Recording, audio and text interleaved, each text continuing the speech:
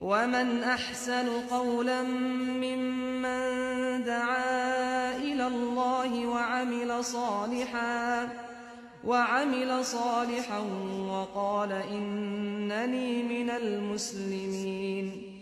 ওয়ালাইকুম আসসালাম ওয়া রাহমাতুল্লাহি ওয়া বারাকাতুহু। ভাইজান, আপনি জানতে চেয়েছেন যে নামাজরত অবস্থায় স্থান পরিবর্তন করা যাবে কি? জি ভাই, যাবে। নামাজরত অবস্থায় স্থান পরিবর্তন করা যাবে। যেমনটি দুজন মানুষ সালাত পড়তে দাঁড়িয়েছেন মসজিদের মধ্যে, একজন ইমাম আর একজন পাশে মুক্তাদি।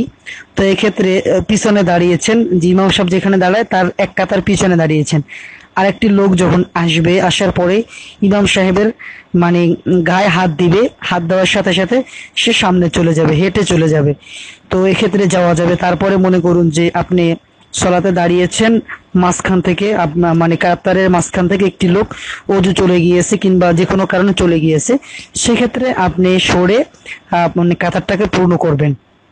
এজন্য যদি বিশেষ কোনো কারণ ছাড়া মানে কাতার পরিবর্তন করা কিংবা হাঁটার কোনো সুযোগ নেই। কিন্তু এরকম যদি কোনো হয়, সেক্ষেত্রে আপনি করতে পারবেন। আশা করছি উত্তরটি পেয়েছেন।